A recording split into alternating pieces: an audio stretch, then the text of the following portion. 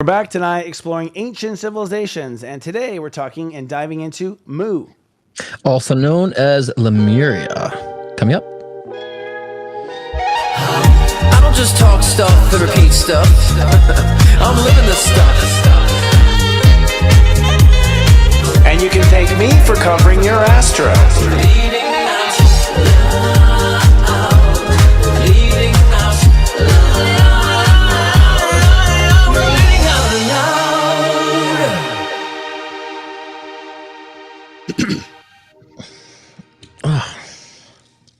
Welcome to Leading Out Loud, the shift show that takes all things spiritual and makes it into poor taste material. I'm psychic astrologer Christopher Oteki here at your service, now on our new Wednesday night show, and this is my co-host. I'm Scott Cruz, psychic medium and mentor, coming with you with scottcruzpm.com. How are you doing this week, Christopher? I always like to check in before we get into our shit, see how you doing this week. All right. Okay, that's a good idea. I would say it's a heavy week. I mean, there's a lot that went on. We had a new moon. We'll talk about that. But for me, it was like just constant. You know, that the end of Aries was just like running a race. Yeah. And moving into Taurus, because it's my sign, I felt better, but I also then felt, this part of Taurus is always like, what's not working? So it's been a little intense. But I'm looking for my birthday next week. Oh, how are you going to be? 23? Yes. We'll leave it at that. Yeah. Well, we'll announce it. So, yeah, I'm countdown. We can talk about this another time, too. But, the period right before your birthday is when you process all your karma. So pre-birthday is always a little heavy for people. Not heavy, but just like, Yeah, I mean, I guess, my birthdays are kind of, I don't really care at this point, I'm just kind of like, oh, whatever. I don't feel the age I am, So, but I think for you, I think for you, it's a lot of change, right? I mean, it's new. I think you feel your birthday this year is going to be embarking on a lot of transformation. So you could be feeling trepidation because of that. I think so. Excuse me, I feel so. My spidey senses tell me that you will be actually embarking on great transformation this new year for you. Yes, and as far as next year is concerned, absolutely. I mean, this particular time, though, I think is like people are putting down their karma and they're picking up their next story. And my birthday is right at that line, too. So I don't know where it's going, but we'll get through it. And that's time now to play a game. That was fun. And we'll do puzzles instead of saying happy birthday. Before we get into all the Lemuria stuff we have going on, we want to do a collective read and a Zodiac weather. But Scott, we're going to do a History's Mystery segment where we ping your psychic awareness to see if you know or sense anything about these topics. Okay. Let's see, because I know nothing about this stuff. So, Well, actually, this would be a fun game too, just to go into psychic side and see if our guides pick up anything comes to us. And people, you can play at home too. You can play at home if you're intuitive. Play at home. Go in. See if your psychic side says anything about this. And that was it. No, I'm kidding. Mount Shasta. What about it? What's the question? Okay. Well, it's like, do you pick up anything? But that's the game. Okay, Mount Shasta, for me, it feels like an upward vortex to me. So there could be a lot of great creativity, I would say, that can be inspired at Mount Shasta, but I also feel like it could bring a lot of chaos too, depending on how you utilize that energy of an upward vortex, right? So that means we can be pulled up, and then also whatever we pull down into physical reality could be chaotic. So I think it's a very powerful energy, but again, it could really emphasize duality. So I would say if you're going to go to Mount Shasta for whatever purpose, make sure it's if you want to know more about yourself, be prepared that the negative will come too. Negative. For me, only negative. Like it put me in my place twice. And I went back, yeah. I mean, I'm in at 9, and the belief is that Mount Shasta is the root chakra of the earth, and so therefore, the root chakra, red, male, Mars. Mostly Mars, even though she's a female. And as a 9 myself, I was put in check. Everywhere my 9 was too far, it was just abundantly shown to me, right? Which I was happy for, but it was just hard in that place. Pretty intense. Yeah. But I was saying that it's accelerating change and growth too. So you probably just got hit with it harder than you would, you probably got it in little doses. But I think that the acceleration makes you kind of blossom quicker. So you'll see bigger change. So that's what I'm saying with you. This new birthday, big transformation because of that. Yeah, but growing quicker is like being on the toilet for 2 hours. It's like, fine. You're growing quicker. But there's a process and a labor that's not fun. I'll play dumpy dump. Yeah, I know. I get it. Yeah, it's just like, one time I went there, though. The last time I went there for an alien thing, and Wendy Kennedy was there. Yeah. And, we worked with her, and she actually hovered her hands over me. I kid you not. Like, she hovered her hands. She also has like light language. So she's like, which at first you're like, okay, you know, like it's just so different. But actually, I actually felt better in 2 minutes.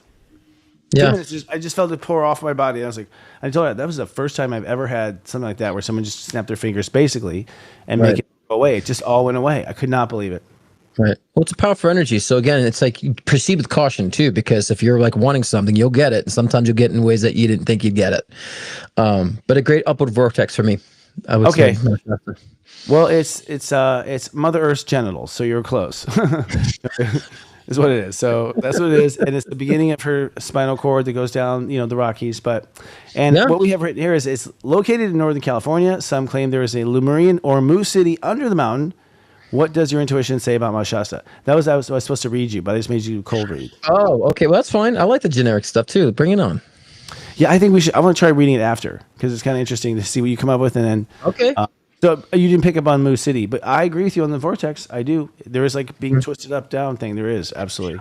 I'm not familiar with the whole Mu thing and Lemurian stuff, so I got to get general gist of that because of decided to talk about the topic. So it's good that I'm kind of blind to it a little bit too with that. So you're saying the city of Mu was actually there in history in that area? Is that what you're saying? Well, two things. I mean, a port, but then I think they fled there when they knew their country, their nation, water, and they brought some of their libraries there and stuff like that. But Mount Shasta has all sorts of like. It seems like every mystical creature or gnome has like put up a house there. You know, you can't even like go on the backside of Mount Shasta. You're not allowed. No one's allowed. Really? Why is that? Well, we don't know. That's the whole thing. That's a mystery. Oh, they know it sells tickets. I don't know. No, but apparently, I would suspect there's a lot of mystery there. You know, there's a story about Saint Germain wandering around there, and a whole book about him, teaching this mortal or average person all these things right there at Mount Shasta. So there's like a famous book in Lightworker world about that. But you also hear about aliens. You hear about alien stuff around the top. See, my guess. Not my guess, but my intuitive read is that I think behind that thing is kind of like a portal. So like Bermuda Triangle, yes. People disappear. Maybe people disappear back there. I actually feel you're right. I feel there is a portal, which is why these things are showing up. You know what I mean? Like, I don't imagine government knows. I mean, shit, there's not even a road back there. Mm-hmm. Have you checked any ley lines that run through Mount Shasta? Have you checked that at all? No, and I never have gotten laid there either, so I don't know. Oh, ley lines, okay. No, but seriously, I haven't checked it. I mean, my ley lines through California are through Southern mostly. This is up near Second. Yeah. All right, so History's Mysteries. Here's the next topic. I will not read it until after you get a hit. Easter Islands, the Easter Islands. Easter Islands. It was interesting. The first thing I heard was seeking refuge. So I feel like the Easter Islands, is an area to where I think that would be a very healing energy, a very self-reflective energy where that is. And so, because when I heard seeking refuge, I feel like people would understand how to harvest energy there, and understand how to transform or reformat. Right. I also see in connection to that, like purple crystals. So I don't know if the symbology of purple and violet and crystals somehow channeling that, those elements in that location also brought on healing through those type of mysticisms and so forth. So it feels like a very healing energy, seeking refuge and like almost like a spiritual hospital, so to speak. True, although it's barren. It's not really barren. It's actually just green hills with weird statues on them called Moai statues, and they're like these big statues. They're tall. They don't know how they got them there. They're pretty well chiseled. Different sort of personalities or people we assume of their history, but some claim, according to our producer here, that the Moai statues are actually from Lemuria or Mu, and this is true. Do you think, now that you've heard that fact, do you think they're from Lemuria, those statues? Yeah, because when I went to that, my psyche immediately went to like the past and what they would go utilize that space for. So absolutely. And that would actually kind of make sense if it was like a healing, refuge, seeking refuge, because that's what they were very heart focused, at that time. So, and I think they might've just taken shelter there at some point. Yeah. Well, and chiseled, statues for some reason, or carried them over there. Pretty weird. All right. Here's the next question. Regarding Lemurian crystals, do you pick up that there is actual power in there? It's interesting because I think that people back in, those back in the historical times, especially Egyptian times too, like I like to always kind of interject that too, they understand physics better. They understand how to astral project. They understand how to project consciousness. So I think they were able to utilize these elements a lot better than we're knowledgeable of. So I think it's the power of where they were at consciously at those times to utilize the energy that I think that we can store in these crystals. So much. So in that sense, yes. Right. I feel like consciousness in that retrospect has been dimmed in modern society. So we wouldn't understand, most people wouldn't understand how to really harness the energy within the crystals or program those crystals in this day and age. So I would say absolutely yes. Those of us who are light workers, I think we can totally harness the energy within such, or even program or project from within it. So yes, but again, it doesn't seem like it's for everybody. Well, yeah. I mean, first of all, I don't think we have a clue. I do, for everything I've studied, let's put it this way. What I've studied is, or read about, is that yes, both cultures use crystals, but Lemurian were like brilliant at it. And apparently when you read these books about our memories, our records of humans, they're stored in crystals too, allegedly. So, it's interesting. Well, to me, it's almost like they're more alchemists back then, right? They understood elements and how to like combine elements and use different elements. Like, especially like I was saying in the Egyptian period, they would take certain stone that would vibrate to astral project. They go in these tunes with a certain stone and it would push them to astral project. So they understood how to utilize these elements. So in that sense, I think it's the mind of the alchemist, so to speak, and that was able to harness and utilize that power and take advantage of it. There's a whole theory about crystals and how things are stored on them. We can go down that rabbit hole another time. But it seems to me when I was reading about them that it's like they actually can tune into the Akashic record. Like I believe that. Akashic record, and somehow through your third eye and everything, you can like just go digging around the Akashic records with things like crystals. And so they're weird tools that way. It's interesting. But there's a lot of synthetic crystals out there too that won't be able to do that process. So if you go to like your normal crystal shop, you may not be able to harness that energy from the ones in the shop. You know what I mean? So I think they found very pure substances at that time that are able to harness that energy. They did a lot of stuff. We'll talk about it. Because Christopher, I've seen women who've had like, or friends and have had their whole apartments full of crystals, always sick, and always broke, always alone. Like, I'm like, your crystals aren't working, so yeah. So we understand like the natural pure elements and how to utilize the power. We just putting them around you isn't going to do anything. Well, here's the thing. Now we're going off another tangent, but I think, for one, I think the Earth was a lot more ahead. First of all, I think the Earth is in a certain place where we were kind of one with the Earth more. And so a crystal, something I think is tiny as a crystal. When we were connected, it had a big influence on us. We really felt the gravity of it. But I think in the Dark Ages, we just sort of like pulled back and distanced ourselves from the whole world and started hiding. And so our senses are way asleep, I feel. Totally, because we got reliant upon ideologies and religion. That became our tools, and it's like that's what dumbed us down. All in the mind, and so the mind can be controlled. So, anyways, I don't know. We might get goosebumps one day when the crystal goes by, because it seems to be able to reshape energy. And if we become sensitive to feeling energy, I can see where it could actually help. But right now, it doesn't do shit. Right? Yeah, I agree. It doesn't. I don't feel anything. I actually will talk to some. I mean, believe it or not, there's like a little cute kind of voice. I don't know why. It's always kind of cute, childlike, but so that comes up every now and then. And usually it's like drop me, take me. Very simple. Seriously. That was your date last night. It was not a crystal. I'm sorry. Well, they kind of only. I know they tell you when they want to leave and stop, and they want to. When your journey's over, they tell you, "I'm done. I'm leaving."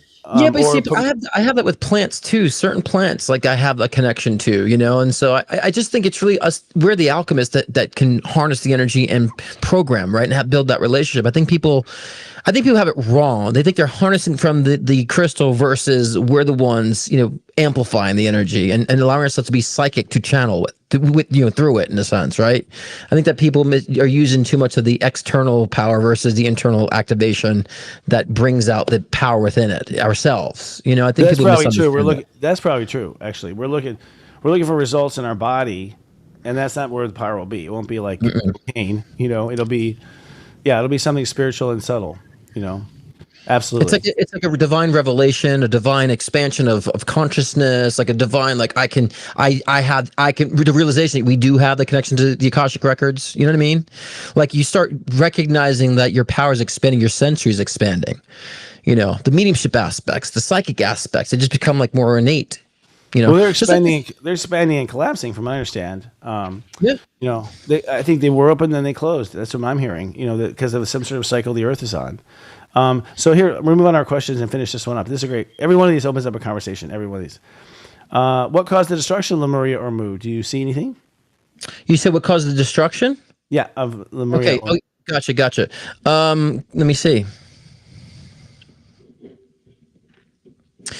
Interesting. They're saying ambition, right? But it's in a sense of the ambition in the wrong context. It feels like to me where there's an ambition to change, but not allowing people to be themselves. So almost like shooting themselves in the foot because they got ahead of themselves and not allowing other people to be in their own divine purpose. Like we see good, but our good has to be the way the whole world has to be. That's where I feel like the collapse happened with the Lemurian energy. It's actually historically accurate according to what we. Is it? Yeah, because that force telling them to be something was Atlantis putting their like Western kind of will onto Lemuria, which is more like Hawaii. We want to have sex and eat cookies and just be one with the animals. And I think Atlanteans were very judgmental, like these natives. They need to learn. But at the same time, they had more intelligent healing, more intelligent crystals, more intelligent genetics. Like they were way beyond Atlantis. Atlantis took all that stuff from them. Right. We're here, yeah. Very interesting. That was spot on. From what history says, I don't know. Why was that? Yeah, and again, I know nothing on the topic. That's why I was even tell the audience I was kind of like questioning whether I wanted to do this topic because I didn't know anything about it. But I'm like, you know what? Why not? Let's shoot the shift on it. You're right. You're strangely better on these shows. Fuck off. Just kidding. Next question. Okay. All right. Is there power in Lemurian? Oh, wait, I'm way behind. Okay. Where was Lemuria or Mu geographically? Oh, God. This one's hard for me because I get essences on it, right? So if I get an imagery of it, like I'm seeing definitely like mountains and hills, right? But then I'm also seeing surrounded by water too. So, God, my geography is horrible on this. I know I'm going to probably be wrong on this one because my geography sucks, but I get a very Mediterranean energy. Yeah. I'm bad. I don't know, but I just know I see like these huge cliffs and mountains, but I'm seeing water by it. You know, in a sense. So that's the best I can do with geography. So okay, that was remote viewing. That wasn't geography. You're doing great. Okay. Without a map, you don't know, right? Sometimes my guides will be like, here on the map. And I'm like, well, what the fuck is that? I need a map. That is geography. I need a map to go see where you're pointing. I need a map. It's rumored that, it basically was along the Pacific Rim. So, like, apparently, they had many islands, like Hawaii and stuff in the center of the ocean. Okay. Pacific Ocean. And then, allegedly, they had, like, all sorts of colonies, like, along what is now Seattle. I think some in California. I think, and they're on the side of Japan and alongside Japan. So they and even Australia, I think there was their colonies and stuff. So they're basically the West, the West to us or the Pacific Ocean. It's interesting because the imagery I got looked like Kauai to me. Oh, you know what I'm saying? So like the huge green mountains, but then surrounded by the water. So like that's how the imagery looked to me in my mind. So if it's Hawaii, that can be very similar to the images I'm getting, the vibe I'm getting. Wow, that's interesting. I wonder if that'd be funny in your head if you start seeing commercials for shit. Just what commercials do you mean? Just not only the image, but it's brought to you by something in heaven. You know what I mean? Oh yeah, man, I do normally. I just see people think, and then we talked about this before the show. Like I'm always speaking from what I'm intuitively feeling. So people think it's like you said, what's the difference between logic and intuition? I'm like, I've been working on my psychic ability since I was a child. That I only speak from what I'm intuitively feeling. Like my opinions are just like I like pizza. I like this music, and everything else is just a read for me in life. Yeah, and actually, I like though when I see you go into it. Like when I see you go into it and you like you do on your show. On your show, you'll sit there and you'll be like, be quiet for a second. We're all like, are we supposed to do something right now? You just like kind of leave. I think it's cool, but I think we have one more of these. And speaking of commercials, I think we should take one now. We're out of time, actually. That'll be a good show, folks. We'll see you next week. Yeah, good day. The last one is, let's see. I think there's not any other predictions this week ahead. Okay, so we're going to talk about basically our astrology now. I thought it was one more example. Sorry, folks. But should we take a break now and then talk the astrology? Let's do this. We'll get back to astrology. We're reshift. The Unite the Light Lightworker Summit is reborn in 2025, May 17th to the 19th, reincarnating in Nashville, Tennessee, the capital of country music life. If you live to make the world a better place, we invite you to gather and co-create for 2 days. Day 1, meet curated, heartfelt influencers sharing strategies and innovation. Day 2 calls for conscious conversations. Lightworker power panelists discuss industry urgent topics. And for the first time, you requested, we co-created a third day, a 36-hour, ultra-private, closed-door Whisper Summit. We call it Afterglow, where 2 or more gather, featuring high-wattage leaders of light who share unpublished career advice and trade secrets. It all takes place in the luxurious Gaylord Opryland Hotel, where you may enjoy a full spa, poolside drinks, and tasty dining. And don't miss our Honky Tonk Sumper and Step Networking event happening Saturday night. Wear cowboy attire, feast, and learn astro secrets about you and cosmic allies. Consider this an invitation. Let us celebrate our ascension at the brightest gathering of love in the world. Ticket sales are open now at unitethelight.love. That's unitethelight.love. We were told the world works a certain way. Chase success, play the game, follow the rules. But what if the game is rigged? What if your power was never really lost, just misplaced?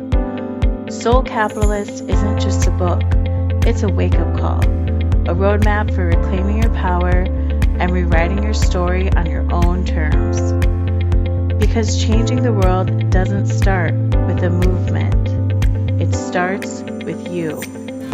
It starts with creating a world that reflects your highest self.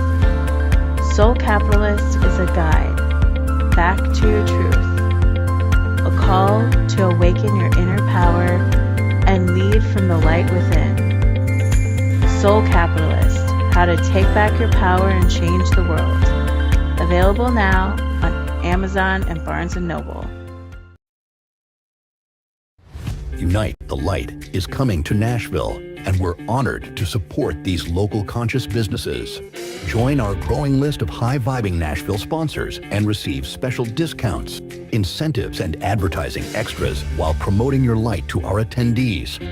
Contact Jenny at adintuitive.com to get started. We'll see you in Nashville. Wow, that was an abrupt ending. I think it's funny because we're all like professional, commercial, and like, and if we're serious, contact Jenny. At Jenny at AOL.com. Make it like super, like just call her Jenny. It's true. It is that small. Jens. Yeah, Unite the Light, folks, guys. We have some really cool stuff happening, and we are planning ahead. You know, for those who can't make it, there are streaming tickets available, and there's discounts everywhere. In fact, you can come to my Facebook page if you want, and I'll give you my discount code if you want to save money. There's all kinds of discount codes. The biggest one, though, is if you go to Serious Joy and become a subscriber, which is $4 for the first month. So you'll save a lot of money, $61 at least, if you're a subscriber. It's a no-brainer, and it's only 30 days. But we're excited. We have a lot planned, and we think it's going to be a great show for watching from abroad or watching somewhere else and having watch parties, because we're putting a lot into the show behind the scenes this year and boosting that up and making the online presence cooler. So... but it's actually falling into place at the last minute. It's kind of nerve-wracking, Scott. I'm sure, yeah. It's a lot. It's on your plate. Basin. Okay. Yeah. So we're excited. Because you don't have my help. That's why. This time. I think it's just a year. I mean, it's astrology. It's astrology. If we don't have you walking around saying, "Dude, change this and change that," yeah. we are. I ain't doing that. You know, yeah. There's none of that. The spice. But speaking about the astrology, what's going on with the astrology now? A lot of shift is happening. Yeah. You know, I think in Aries was pretty intense in the sense of, well, we were really shifting egos. I mean, either way, you know, we spiritually did a lot of healing, believe it or not. And so our ego needed to adjust in Aries. And so our ego had to adjust, whether you believe in spirituality or just plain old Rocky. You know, the ego is kind of getting back on its feet a little bit, just feeling stronger after having been held back since like all back to really COVID, where we've just been holding ourselves, right? Holding ourselves back, afraid to sort of act. So we kind of got our muscles back in Aries. Then, of course, the stock market does a dip and everyone kind of gets afraid. Right. And then in Taurus now, it's about, okay, we have this new motive inside of ourselves, a new spiritual motive. Well, I believe we have a new ancient timeline actually loading. But even if you don't believe that, we have a new timeline loading. This next part, none of us have ever felt before, ever. I mean, or we did in ancient Atlantis and Lemuria, but we certainly had felt it in a long time, if that's the case. Right. So it's basically, all of our history, that's written down and controlled by a few people and publishers now, that sort of thing. It doesn't include that we once were even brighter or whatever, right? So we have nothing in our history of even society even being worth something, right? Like everywhere in our history, society's always sucked, right? War, everything. But this is allegedly a world where it was amazing. So I wonder, I think about it, because when I was a kid, I would dream about utopia kind of stuff. Yeah. And I'd be like, one day and the world can be this. And I actually use my imagination and problem solved and all these type of things. Now I'm like, was I just remembering it the way it was? Right. Was it maybe imagination at all? Maybe it was my memories. And I think as Pluto goes up through Aquarius, we're going to find out. But so astrologically, there's a lot this week. For one, we had the new moon on Sunday, April 27th at 7 degrees Taurus. Now, this new moon, 7 is your spirit, so it's a very sensitive, it's a Neptune degree. So on that step number, we're kind of all a little kind of here and not there. We're kind of with our guides more than with anything, or we are withdrawn. So we're kind of sensitive as a result. But I'll tell you, the energy before on Saturday, we had a Mars opposition to Pluto. That was intense. I mean, it was such intensity before the new moon that our people, our team is all like, it felt like a full moon. Yeah. Did you feel it up there in the mountains or hanging out? Or yeah. Well, I mean, I really felt like, Spirit was like saying, do you believe in this? Do you believe in this? Do you believe in it? It was almost like testing, beliefs that I have or things that, that I'm following. Right. And also like irritations were full force in my face. Like, is this going to irritate you now? Like, it's just like, it felt like it was I was being challenged every step of the way.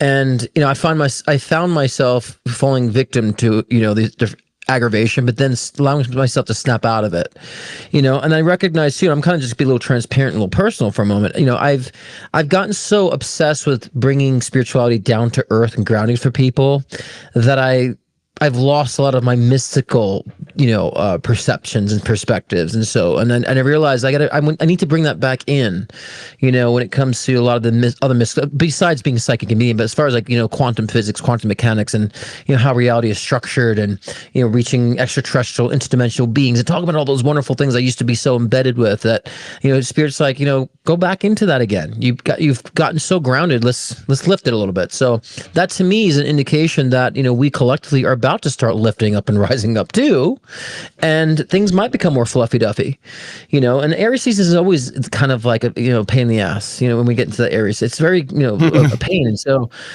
as the pain in the asses were born. Right.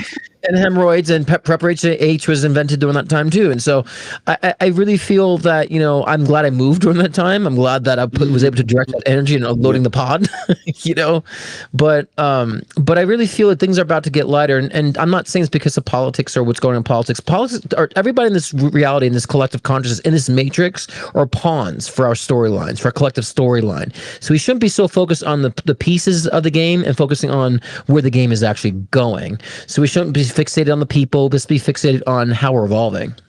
But I feel things are becoming a lot lighter. Actually, I do too, and I've had some conversations with some friends like you, lightworkers, where I'm like, I'm not sure when it happened. I think it happened somewhere between November and January. I mean, in April, but I suddenly did not feel any possibility of it going wrong ever. Like I always felt looming, and then something's looming, and it wasn't horrible, but it's just something was there. I could feel energy, like something's looming. Now I don't feel anything. It's like bright. There's nothing. It's gone. And I've been like, did something turn off with me? But I've talked to a couple of intuitives. They're like, no, I feel the same thing. I feel just there's no possibility to be bad at all. Like to a calming, no argument at all, no doubts. Whereas my whole life I was worried about it.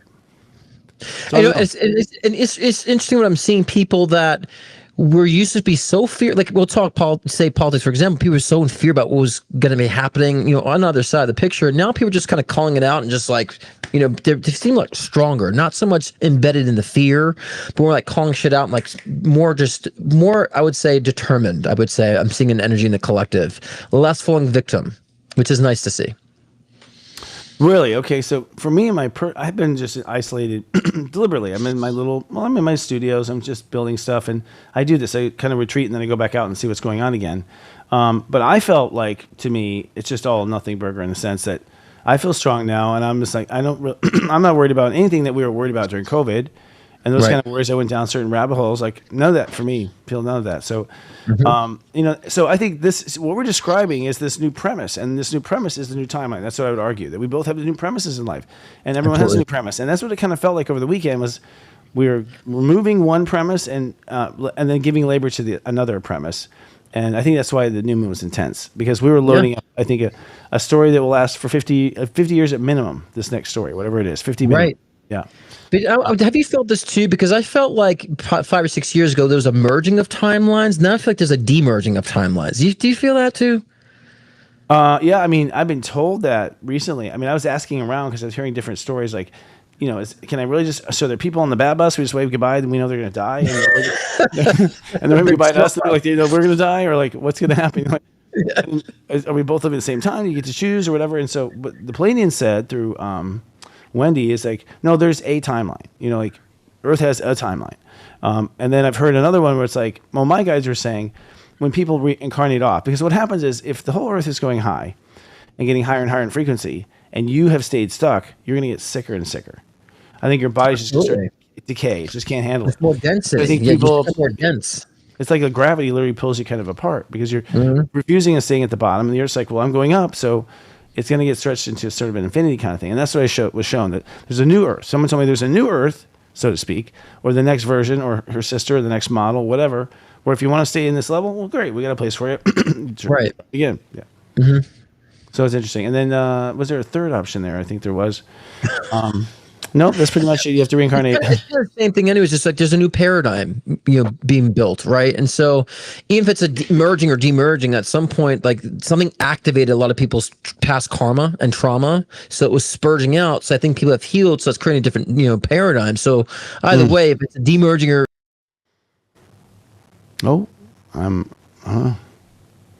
hi, I guess I'm live and he's not. Demerging, or can you all guess? We're gonna have you. Oh, okay, he's back. We started a contest to see what word you froze on, but you came back too quickly. Oh gosh, am I back now? Okay, you are. Yeah. I don't know why I'm hardwired to the. I don't know why it's. I mean, there's weird stuff like that. There's weird tech stuff going on too. I mean, it's been going on for a while. Isn't it? Okay, because even starting up, I was like, oh, my lights weren't kind of getting situated. So okay. And I hear solar flares and Schumann resonance. I mean, here it's all just blasting back and forth. Astrologically, we have Venus going to Aries today. We talked about that. So Venus is the softest thing we have, and we're throwing her into like a rocky, smolten place like Aries. So she's going to be there feeling a little naked, which means we're going to get a little tougher. Our feminine sides get tougher while Venus is in Aries, and she's not as open to everything energetically. We're not as open to everything, and we're a bit more focused. We're kind of going down the pipeline. Black Moon Lilith at 3 Scorpio is squaring Pluto at 3 Aquarius today. So Pluto, that was basically a battle about whether or not you believe in yourself. Interesting. That and that's hits right on what I was saying before, my personal experience about like, do you believe this? Do you believe this? Do you believe this? Yes, exactly. Yeah. And so, those watching who have been tested with your beliefs, like it's a good thing. It's like a check-in, because you might realize maybe you're believing things that were shortchanging yourself, And so, I think when people look at astrology sometimes, Christopher, they always look at the bad. What is the bad thing? Don't do this during the time. It's like it's a polarity. Like you just harnessing energy in a way that's going to empower you. I mean, I had people say, "Oh, my such and such is a such and house. I can't move there now at this time because the energy will be chaotic." I'm like, but chaos can be good too for you. You could defragment and also have a lot of inspiration come through too. It doesn't always have to be negative. So I want people to understand this during this time, that the tests don't have to be negative. It could be just a recalibration, just I've been saying for the past couple weeks, like reconsideration, redirection, I never see anything as negative, really. Honestly, I think at the end of the day, the whole ride is rigged for people to get better. The whole ride is rigged for you to go higher to God. Like, seriously, you can't even be dark for a long time. Like you get recycled to it. Like, I think aliens are getting away with it because they left, but whatever. And they're laughing too. Yeah. Venus conjuncts Neptune at 1 degree on Friday, May 2nd. And so that's after, Venus has to deal with Black Moon and square dance in that sense. Or Venus actually enters into Aries and feels kind of rushed. That's what I was thinking. Then she goes over Neptune at 1, and that is like, I don't know, some sort of new age drug. I mean, Venus on Aries. First of all, Venus has not made love to Neptune at 1 degree Aries since the Civil War time. Yeah. Abraham Lincoln was the last president when this happened. I keep saying that over and over, but it's true. Abraham Lincoln was the last president when this happened. So we've never even had this. And what's funny is like Venus is like, the maiden, and she goes wandering into the military camp, and then the entire world goes to war. That's weird too. Right. It's weird too. Yeah. Hi, April. Do you see April's on there? Yeah. Hey, April. She called because I moved to Sparks, Nevada. She's like, I feel like that's going to be good for you. I'm like, of course, Mrs. Sparks will know about Sparks, Nevada, right? So. Oh, that's interesting. Very interesting. Yeah. So that's going to rough things up. And then Saturday, May 4th, may the 4th be with you. Pluto retrogrades at 3 degrees. So Pluto's about to retrograde. Now, that's also a big stop. That's a weird thing because Pluto's basically a destructive force, which is kind of like slowly digging a hole, literally slowly digging a hole, right? And killing things on the side and just regurgitating everything that's around it. And all of a sudden it just stops and then starts to back up, right? So when it backs up, it's like, okay, the destruction is over. The core first blast or the first hit is over, which means from that point on, the things are going to fall apart, or things that are already identified or cracked or spoke out or screamed. Like nothing new at this point. Pluto's got no new territory to do, but you sort of go backwards and you kind of reevaluate of what has been torn down. Sometimes by good intentions torn down. It's a consequence of the karma. Pluto, the enforcer. So it retrograding means that's a big shift in the story's direction. We're kind of watching really the results of the last 6 months. Yeah, I agree. But this is what alchemy is. When you understand the destruction, chaotic energy, and how to utilize that to manifest, like that's what alchemy really is understanding how to manipulate energy like that.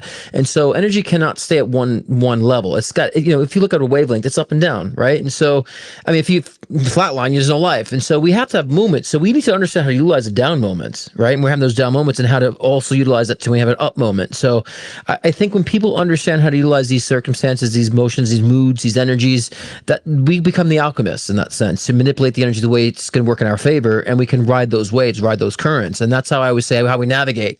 And so I think right now, like moving forward, especially with the month of May, it's important for us to understand and find the alchemist within during this time. And how are we going to utilize this energy for the movement that we want? Because like you said, Christopher, if you're not going to be moving along with the current, you will get sick. The density will be cumbersome, right? And everything that you've been struggling will get increased and get greater until you get frustrated, until you push yourself into movement. So it's very important that we're self-reflective in that way. But I think we have to stop deeming things as bad. This is bad experiences, and understand it's a downtick. What are you going to do to utilize that downtick to push and reinforce the uptick in your wavelength? Yeah. Spoken like a true Aquarius, brother. I think that conversation you just had was a new age conversation. You're sitting there going, we need to get used to energy. We need to have a strategy when the energy does this and a strategy when the energy does that. Like, that's Aquarius. That is it right there. We start thinking on these new wavelengths, literally, of how to react to stuff. And I agree, it's totally energetic, and that's what we're waking up to slowly. But also, the waves are getting bigger and more intense. I mean, they were so subtle.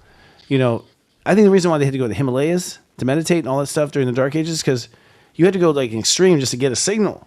I don't think we had signal in heaven as easy as we do now. Interesting. The signal, like the internet, was like down. So you had to really go high up, and you have to like meditate and hold still for like 2 days, and all kinds of crazy stuff just to get the signal. Now I think it's like it's tapping us on the shoulder. It's so loud. I think that, but I think it's we're more aware. We've evolved too, so it also makes it kind of like at our fingertips, and I think, and there's a lot of people, we talked about this before the show too, a lot of people have been, and we'll get into the crystals that, they used in Lemuria too, and Lemurians used in type of how to harness energy, but I think now we're starting to recognize it is within. A lot of people are starting to recognize it, and naturally. I see a lot of people are more natural with their abilities. They're not having to like seek out different modalities, different tools. They're just like, they're having their dreams. Right? They're getting that message from a level that crossed over like this, right? Yeah, they are. And I think that, people are gravitating even to sacred geometry. I've been seeing, I know you have a guest speaker too, that you spoke with that was very much into sacred geometry as well. And I see a lot more people there's a lot more people I see are unconsciously connecting with a lot of sacred geometry and their tattoos and the work that they're doing. And so there's a lot of that, I would say, reminiscences of our spiritual past and our past incarnations that are resurfacing as of late. So I think people are being remembered when they had connection to source, connection to spirit. And I think I'm seeing a lot more people. Well, I don't think I'm seeing. Thinking is a bad habit to say because my thinking is my intuition. But I really see and I'm observing people, find their natural, hidden, mystical talents as of late. Me too. Actually, you're talking about Robert Edward Grant. Yes. He is going to be our mastermind keynote. So our key mastermind, so what we're talking, conversation. We're going to have a conversation with him. He goes all over the map in metaphysics. But here's the thing. He started very sciencey. Although I think he was religious as a child, but also very logical, very sciencey. But, somehow the guy's like opened up the crystals and all these varieties of things that, I was shocked that he was so open and calm to. It was like, of course. I was like, oh, right. Wow, okay. But I think part of his work is the blending of science and spirituality kind of thing. Again, we're seeing these things. Yeah.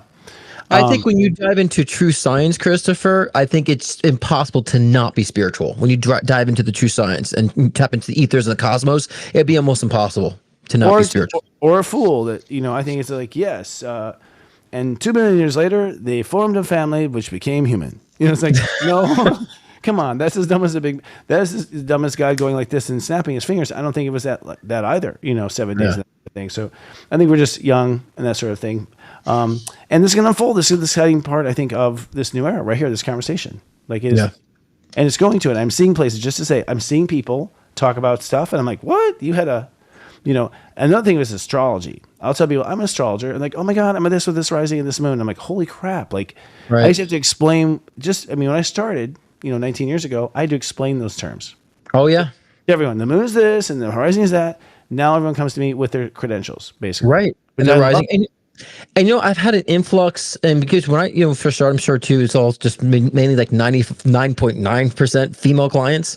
I have so much rise in male clients, straight males too, not just gay males, but straight males, where they're coming from their wives and they're needing guys. I'm like, I've had a lot of male clients too, which is showing that the divine masculine is, finding its potential too, and merging with the divine feminine. So it's been a joy actually. And that to connect with more of the male energy in this space too. We can go down these rabbit holes, but like not just a joy, but a pleasure, like interesting to watch. Yeah, like to have like a cowboy figure, like and then I had this vision of me and Atlantis, and you know what? It's like what? Just like cliches are like just crossing. It's like really funny that way. But we're supposed to talk about Lemuria, so let's move on because you and I are and Gabby tonight, and it's great. This is the new us. We're talking about Lemuria. Now the reason why it was called Lemuria is because some explorer was looking for lemurs somewhere, and on his voyage looking for lemurs, he saw the land or something, and he named it Lemuria. So we've actually been calling it Lemuria for only about 200 years. It was ancient time Mu, but this was a civilization older than Atlantis that was inhabited by spiritually advanced beings with psychic powers, crystal techniques, and deep harmony with nature.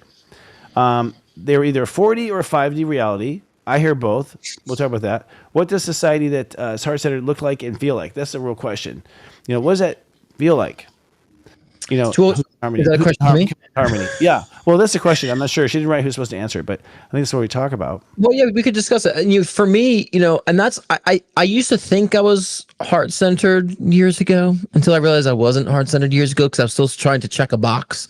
I really feel like I've begun my journey of understanding that. Especially as an aqua, right? Gosh. But, I've started to recognize, like, I'm not concerned of conditions. I'm not concerned of circumstance. I'm concerned about the knowledge I obtain from them, right? And to me, I understand that knowledge is what protects my soul, and that's what allows my soul to merge and expand. And so, therefore, I'm not concerned. It's the experiences I'm pulling from them and how I'm allowing myself to broaden perspective. And that means that everything I'm doing, I'm putting love into. Right, regardless of circumstance, and I know we hear this, and I'm repetitive on this too, but I really feel that when we understand what that truly means, right? Like I'm not concerned with circumstance. I'm putting love into things. It's about the evolution. When you fully get to that point, life becomes where you don't feel you're bound to anything, and it really is all about what you're putting heart into anything. You're putting heart into grocery shopping, putting heart into what you're eating, and it becomes very innate and natural. And I think that is who we really are. you know. So it takes time to get there. I mean, I've beat myself up a lot along the years, and I would urge people to not beat yourselves up, but it's okay to be critical if you're being objective and allowing yourself to maybe tweak things that need to be tweaked, but do it in love too. That's, you'll get to be more heart focused. And that also means, and I don't want to be long-winded either, but it also means that you are coming from intuition at all times. You're speaking from intuition. So I have a bad habit of saying I think, but my think is my processing of my intuition, right? Because I'm processing what I'm reading. So when I'm saying I think, I'm like, this is my intuition, I'm rendering it into physical words. It becomes so innate that way. And then also the 4D, 5D heart-centered aspect means that you understand what people are going through. You're not judgmental, you're not reactive or offended by how people treat you. Understand it, but you also set the boundaries for yourself. But there's not objectivity. And as you know, Christopher, I say all the time, like objective and unaffected, right? That's the goal. And so you start seeing more of that in your life and see why things fit together the way they do. And I've been getting hints of being on that journey, and that's where I feel the most free, actually. And where I don't take myself too seriously or take others too seriously. And I think coming on social media a year and a half ago was a big test to that, but I think I needed that test. But that's to me where I think being heart focused and heart centered really, really means. Whew. Sorry, I felt your heart the whole time. Good, I wanted you to. For me, it's like there are days when I wake up and I'm like, I fucking love my life, and I love my life, and I love this, I love that, and I'm just like in love with everything. I feel like that's where we're heading. I mean, that's where at least I'm steering my ship. Where those are genuine. I've had those days where I'm genuine. I'm just high on life, and I'm excited. I'm singing. I'm tapping around. I'm walking around my underwear. I should be dressed by now. That kind of shit. Like, we're gonna be late for LOL. Better stop singing. Stop singing this song. I'm Don't tell me to stand up now. So the truth's coming out. Why I've always been late. But no, and that's a genuine. It's like you don't even have to say heart centered. The heart's taken over. Right. Completely taken over in that moment. Can we always live that way? I do feel like we can, actually. I don't think really, I'm starting to think now as I look at history and everything has changed. I'm like, wait a second, maybe it was never really bad. Like we made it bad. Like this whole, woods and animals will kill you and all this stuff. All the shit we think is bad and it's a harsh world, only the toughest survive. Or was that just after Atlantis and stuff? Like, was it built real? Maybe it was just fucking perfect. Because from what I understand, it was created. Like Atlantis was created, Lemuria was created. These are civilizations, aliens that came down and like, okay, here's how you do it. Right. And it was built with their knowledge from the get-go. I almost think too that the whole alien thing, like we're not getting in the way with you humans. We're not. Is that just defensive posture because you did it the first time with Atlantis? Because they did. They just were like, here's how you do it, and then we all went crashing and like, oh, we'll just keep our nose out of it, or I don't know. But there's something like that. I think to Lemuria's time. So heart-centered, yeah, I feel heart-centered is also that you ask your heart. So it's in Serious Joy, we try to teach like who has the answer inside of you. Who has the answer? Is your mind? Do your feelings have the answer? Do your bowels? Or does your heart? And we found that it's bowels or heart most of the time. Like, no, seriously, your heart has the best answer for you. But if you listen to it, like if of all the voices, it has to me, that's also heart-centric in a strategic way. Ask your heart for the question, and you will never be steered wrong. And I'm glad you brought that up, because I think people think heart, that means it's all about like lovey-dovey energy. And it's like love has different formats. Love also comes with the zeal, right? Love also comes with an anger, right? There could be a passion or a zeal for something. That's heart-based too. Like, I got to change this. There needs to be a revolution here. Like, that's heart-based too. It doesn't always mean that you're like, I'm in love yet, because that's just one note. And so I think that people understand when you feel a zeal to something, a desire, determination, that's heart-focused too. And of course, yes, it is like Soul Capitalist said, there is, without that noise, there is. I know, what is that? We have sound effects this week. I know. There is that empathy. I mean, but to me, the empathy is a result when you're heart focused. You're just empathetic naturally. There's no having to work on that. Yeah, because if you're in your heart, your nature of your heart. Oh, there's another. Yeah, okay. This is our director. If I go, this isn't it. But like, if you're in your heart, there's a ding that was right. So what do we get for the next round? When you're in your heart, you want everyone to be there in that joy with you.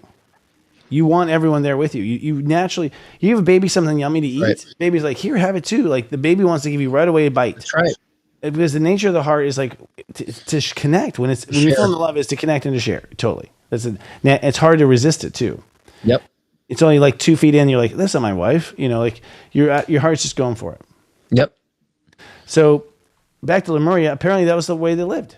I mean, It makes sense. If you go to Hawaii now, which is allegedly like the last standing land of Lemuria. So I know when I went there, I didn't feel like doing like anything but eating and sleeping, basically eating and sleeping. So like, it lured me into just life itself. I forgot in that vortex. The worker me was just like not here. It was authentic. So the vibe got me. Now, what about they had crystal technology? Apparently, they're in communication with nature. They had healing domes that used vibration, light, and color to restore the mind, body, and spirit. You remember those? Crystals allowed telepathic linking and were used for long distance communication. So it's like, I guess we beam us from each other to each other. Ancient version of the internet, basically, with these crystals, spiritually attention and consciousness. And I guess there were large crystal complexes, pyramids or spires, acted as portals or stargates, enabling interdimensional travel or contact with star beings like Pleiadians or Arcturians. Yeah, interesting. I think so true. Now, so from what I hear, they're also all of our like Aquaman, and all that sort of thing is like still Lemuria, mermaids, Lemuria, like the whole ocean, half human, half whatever fish idea was Lemurian stuff. That's our Lemurian legend, apparently, right? Yeah, and it was more the natural side. So that's what let's see what else we have here. Yeah, that's it. We're closing. So I mean, there's obviously like, and just reading like some of the types of crystals, like some would be more about sound, some would capture about light energy, right? Thought energy, water energy, fire energy. So I think they, like we said in the beginning, I'm like, they knew how to utilize these certain components, these certain elements, Earth's elements, and able to invoke energy and to project energy. So I think that, it's good that we take that information and understand the potentials that we can do now. But like I said before, like you both kind of agreed on, is that people are realizing we can just do that now with our minds. We can do it now with just projecting consciousness. And so I think, so if we lifted rocks, I mean, allegedly, first of all, the pyramids, and that's something, Robert was talking about, the pyramids today with construction companies and stuff, we could not build the pyramids. We don't have technology today. We cannot do it. It's too big of a mass. We can't lift one of those stones, with our machines. So allegedly they used crystals. I mean, crystals somehow sped up the energy and made it multiply off itself or something. There's a sacred geometric kind of superpower when you just direct the energy maybe a lot to bounce off of itself. I don't know. But apparently we had that kind of technology where we understood how we could take advantage of the crystalline and energy and force energy through it. But a human still had to sort of steer. So there's an interaction with human. Even fascinated about like older cathedrals, like how the grand they are with the gravings and the carvings and the curvature of the architecture. Like they didn't have machinery back then. And even those, you remember those skulls that they found, like this, was it like 12 skulls they found around that they were like crystallized skulls, and they said there's no way that could have been cut without a machine. Right. They found it, and how old they are. And so, they understood something with physics and understood something with using Earth's elements in order to manipulate energy that, I think that when people start, I think the whole mockery of like, oh, I have a crystal, this is going to provide me healing is not how simplistic it is. It's not just taking a crystal, I'm going to be healed from this. There's an alchemy, like I said before, there's a process of understanding that we need to dive into so we can maybe harness more of that energy and project it. But I don't know, Christopher, I feel like we're becoming more consciousness focused right now to where I think we're evolving out of needing tools. I don't know. I think the manifestation thing, sorry to go long-winded again, I think the manifestation thing will become more of an obvious than it has been. Yes, it's becoming extremely obvious to me. But I also feel lots of things are happening. I still feel like we probably need a crystal to raise like, a rock the size of, Atlanta. So we lift something heavy like that. Probably gonna use some crystals. I don't know if my mind can do it. I think it's for those bigger things. I think Atlantis allegedly, not flipping Atlantis, but they had lighting, they had flying objects, they had power during the day, they had a lot of stuff, and allegedly it was all crystal stuff. Yeah. So I think there's a lot we don't know. But I agree. The ones on me don't do shit. Like, although there are the big, like the black ones on my desk, I do feel absorption from those. Mm-hmm. Do feel things that I calm down around them. I do. Mm-hmm. Maybe we'll But wake up with little but Aquarius. that could be from your past too, from your past, experiences that you're kind of relating to too. It could be like your past dealings that you've had with that, just just bringing the Of memory course. to you, right? Yeah, I think memory. Like I have like obsidian pyramids everywhere. I just love pyramids too. Like I'm just obsessed with pyramids and stuff. So I always resonate. And I've had a past life regression where I was sacrificed in Egypt as a child to harness energy. So I definitely connect with the Egyptian energy too, as well as Greece. So when we talk about Atlantis, Christopher, I've always been attracted to Greece. I know. And Greek mythology. Yeah, I mean the whole world was. It's interesting. One of the questions from backstage is how can we tune in with our hearts and with earth energy more? Actually, we're in tune. We're allowing other parts of ourselves to distract us. We're already in tune. You're already in tune with your hearts. You're just allowing other things to talk louder, like your feelings and your thoughts. And so it's a discipline thing. It's also an identification thing. I mean, my heart has a specific, like, awesome feeling to it. So once I know where it is, I can just kind of consciously go there inside myself. So that's the other thing too. The mapping of awareness is so subtle and so personal. So it's like, it's that weird thing that happens over here. Oh, okay. But if you pay attention to your energy, it does have constant like rhythms and things it does over and over again, little twitches, little weird things inside your body that you think is your imagination. But as you start to look at them, you realize there's an interaction going on. Yeah, and I would say for me, I think in conjunction to that, like I feel that we have to understand when physical is needed. So I would say physicality is secondary. We got to put heart first. That means what you're feeling is first, and then secondary comes the physicality. So I think many people are so entrenched in the physicality first, and manifestation comes from feeling, thought, right to things. So same thing with our karmic expressions. If we understand what's going on within us and learning more about ourselves, then you understand that you're not having filters any longer. So I agree with you, Christopher, that we're already heart focused, but we have so many filters in the mind that's or filtering our soul out. That's physical parameters that we don't need, and the physical limitations that we don't need. So I would say know your ordering, and physicality is always secondary, not primary. Yeah. Although I think once you believe in it more, the volume turns up. So it's like Totally. It's like once you believe in goosebumps, then you always get them. Like Right. It's like your reality just goes, okay, we'll steer that way. And so if you need loud, then go ahead and ask your body for loud. It'll be loud. It'll lead out loud, but it'll help. It will be that way. Yeah. I do get a lot of physical in a reading. I get a lot of physical stuff. Like I can feel the presence of entities or their guides. I can feel like a pull. I can feel the energy from them. I'm feeling energy. Also, yeah. And I listen. You open up and you're like, what's here? And you just, right. Yeah. And that's what I'm saying. So if people start with the heart first, start with the feeling first, the physicality becomes even more more palpable like that. Because I feel more when I'm, physically, when I'm tuned in emotionally, tuned into what I'm feeling and intuitively. The physical expressions become that more satisfying. I'm not chasing the physical expressions. Many people are just chasing the physical expressions first, and that's where they get lost. So that would be my answer to the, how to be more heart-centered in Earth is like understanding that you're part of Earth, but not you're in it, but not of it, right? And so let Earth be thy bitch. With that we have a commercial. We have one more commercial. We'll talk about Earth being a bitch right after this. Hello, I'm Sanandra, founder of Sichi Organics. For the past 30 years, our goal has been to bring the healing power of plants into your everyday life with simple, clean, organic skin and hair care made with love. From now through May the 4th, we are running a very special promotion for a free 1-hour astrology reading with our beloved Sensei Christopher Witecki. Enter code word I am a winner at checkout and you'll also receive 15% off.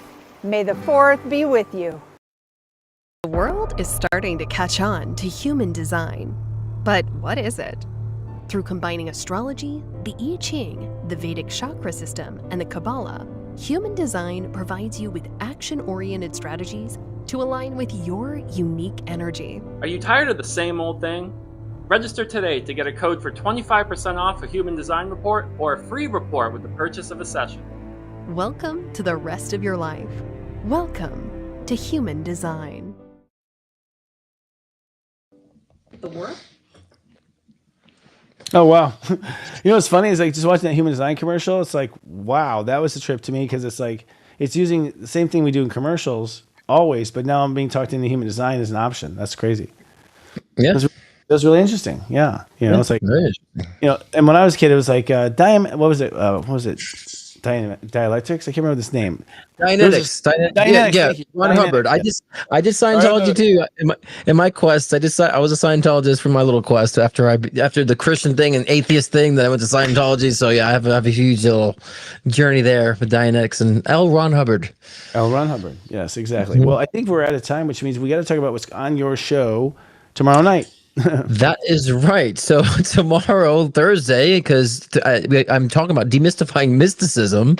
So, and it kind of goes in line with the show, because a lot of times I find people overly mystifying things, and in my sessions I'm like, let's not overly mystify this. As a mystic, I think we can simplify our connection to actual mysticism, realize how more rational it really is. So that's tomorrow night, and we're doing live readings as well, so come and see me every Thursday, 6 p.m. Pacific time, 9 p.m. Eastern time, right after you have LOL Wednesday, my show Thursday, and Namaste Today and Serious Joy on Fridays. So we're filling up your weeks here.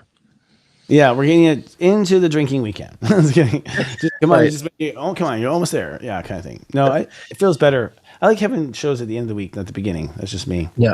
Mm-hmm. Yeah. And then, of course, if they want to book a personal session, scottcruzpm.com. If they don't want to do the live ratings things, I know people, but find me there to see how I work. And if you want to book a private one-on-one, scottcruzpm.com. Brilliant. And do it now, because he's getting busier and busier. That's all we have for our show, but join us next week as we talk the purpose of each of the 12 zodiac signs. That's right. We're going to look at the actual purpose of the sign. Like, why did God create them? Yeah, I'm excited for that one. I think we have our best shows when we do the astrology reads. So that'd be fun. I'm excited. Oh, yeah. Yeah. Those are fun, because I like to riff raff on the signs, and change it. Yeah. And so I guess that's self. Let's see, Scott, don't forget to check out my show. That's your line, buddy. Get off the script. We're done with the script. We're good. All right, friends. Well, remember, it's going to be a lot of changes ahead. Don't put up any bullshit. Lead out loud. See you guys. Good night. That was smooth, man. The smoothest we've ever done it. Well, it's been a while, but what's that? It's been a week. It's been a whole week. Yeah. No, it doesn't feel like it. Time is speeding up for me. I'm really having, I swear, I go to the bathroom or something, and I'm like, okay, I'm coming out. It's been 15 minutes. I'm like, where have I been? What happened in there? You've been constipated. Take some X-Lax. I'm always constipating something, in real deep consideration. Constipated and